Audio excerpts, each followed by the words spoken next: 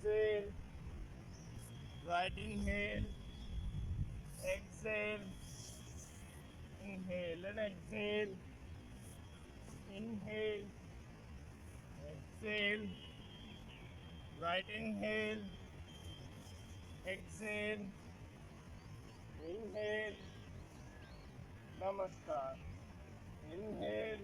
નમસ્કાર મિત્રો. પહેલું સુખ તે જાતે નર્યા. મિત્રો, આ ગુજરાતી કહેવત આપણને એ સૂચવે છે કે જીવનમાં ગમે એટલું ધન હોય, બાકી બધા સુખ હોય, પરંતુ તંદુરસ્તીનું સુખ એ સૌથી પ્રથમ છે. જો તંદુરસ્તીનું સુખ ના હોય તો જીવનમાં બીજા બધા સુખ છે એમાં કંઈક ઉણપ લાગે છે. અને આ જ તંદુરસ્તીના સુખ મેળવવા માટે આપણા શાસ્ત્રોમાં વિવિધ પ્રકારના ઉપાયો વર્ણવેલા છે. એમાંનો જ એક ઉપાય આપણને જોવા મળે છે મહાસુદ સાતમના દિવસે, એટલે કે જેને રથ સપ્તમી કહેવામાં આવે છે, સૂર્ય સપ્તમી કહેવામાં આવે છે, આરોગ્ય સપ્તમી કહેવામાં આવે છે, અથવા અચલા સપ્તમી તરીકે પણ આપણે તેને ઓળખતા હોઈએ છીએ. મિત્રો, આ જ દિવસે સૂર્યની જો આપણે ઉપાસના કરીએ તો આપણને તંદુરસ્તીને લગતા જે કોઈ પણ પ્રકારના પ્રશ્નો હોય તો અવશ્ય દૂર થાય છે.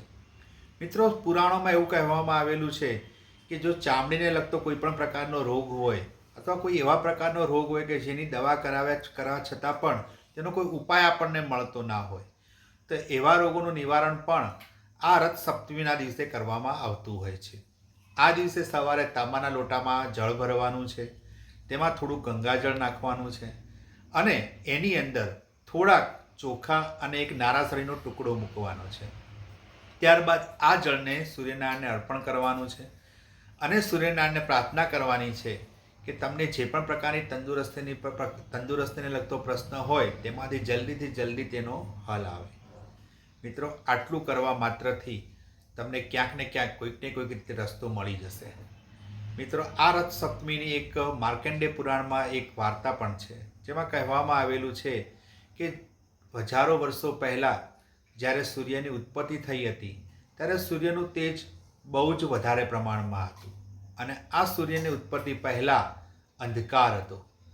આ અંધકારને દૂર કરવા માટે સૂર્યની ઉત્પત્તિ થઈ, પરંતુ એનું તેજ એટલું બધું વધારે હોવાને કારણે તે તેજને ઘટાડવા માટે બ્રહ્માજીએ સૂર્યદેવને અનુરોધ કર્યો અને આ અનુરોધને કારણે સૂર્યદેવે પોતાનું તેજ ઘટાડ્યું અને આ તેજ ઘટાડી અને તેઓ જે છે એ સૂર્યની તેજ ઘટવાને કારણે જીવસૃષ્ટિની ઉત્પત્તિ થઈ અને આપણી પૃથ્વી ઉપર જીવસૃષ્ટિનો વિકાસ થયો. મિત્રો, આથી સૂર્યને જ્યોતિષશાસ્ત્રમાં રાજા તરીકે ઓળખવામાં આવે છે.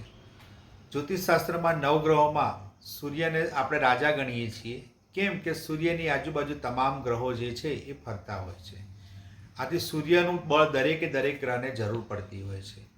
મિત્રો, આ રથ સપ્તમી અથવા સૂર્ય સપ્તમીના દિવસે આપ સૌ તંદુરસ્તી મેળવો અને આપના જીવનમાં આપના પરિવારમાં ખુશાલી આવે, તે જ मनोकामना સાથે હું રવિભાઈ જોશી વિદા લઉં છું. नमस्कार. मेरा नाम डॉक्टर शगुन टुटेजा। मैं असिस्टेंट प्रोफेसर की तरह लकुलिश योग यूनिवर्सिटी में काम कर रही हूँ। सूर्य नमस्कार करने के लिए हमारे वेदों में अगेन मैं ये बताना चाहूँगी कि हमारे वेद या उपनिषदों में सूर्य नमस्कार जैसी क्रिया नहीं मिलती है, पर लेटर स्टेजेस में धीरे धीरे सूर्य नमस्कार हमारी योग आसन की पद्धतियों में शामिल हुआ। सूर्य नमस्कार किस लिए इन पद्धतियों में आया? क्योंकि आज की जनरेशन जैसे जैसे आगे बढ़ती चली जा रही है तो फिजिकल रूप से थोड़ा थोड़ा हम लोग वीक होते हुए चले जा रहे हैं, तो हम सारे आसन नहीं कर सकते। तो इसलिए सूर्य नमस्कार जो 12 आसनों की एक प्रक्रिया है जिसमें 12 आसन किए जाते हैं जो पूरे शरीर को अच्छे से श्वास भी दे पाते हैं और पूरे शरीर की फ्लेक्सिबिलिटी भी दे पाते हैं।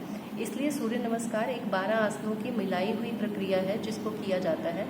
और जब हम उसको 108 बार करते हैं उसके लिए एक प्रैक्टिस तो चाहिए ही, क्योंकि हम यहाँ पे 108 सूर्य नमस्कार अपने बच्चों के साथ करते हैं जो योग में ही है और पिछले 1-2 साल से योग की प्रैक्टिस कर रहे हैं, तो वो 1-1.5 घंटे में 108 सूर्य नमस्कार कर पाते हैं।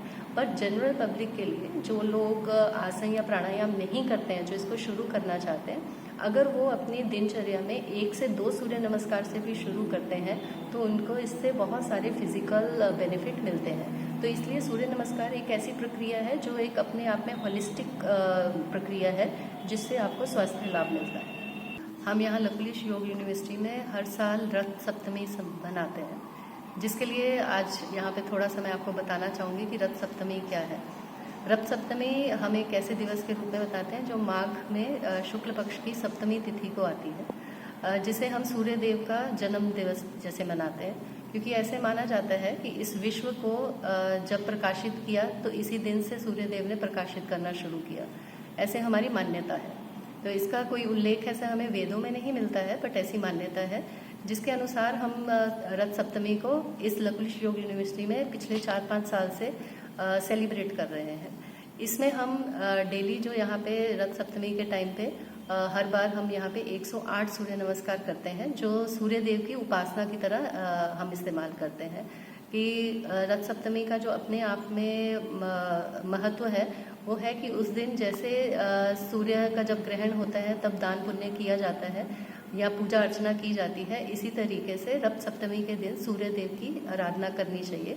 तो हम अपनी आराधना को, क्योंकि यहाँ पे हम अर्घ नहीं दे सकते या सूर्य देव को वो नहीं कर सकते, हम एक योग यूनिवर्सिटी है, योग के साथ जुड़े हुए हैं, तो हम 108 सूर्य नमस्कार करके अपनी वंदना को सूर्य देव को अर्पित करते हैं। और इसके लिए हमारे साथ पिछले साल भी हमारे साथ 50 से 100 लोग जुड़े थे। इस साल भी हमें उम्मीद है कि 40 से 50 लोग हमारे साथ जुड़ेंगे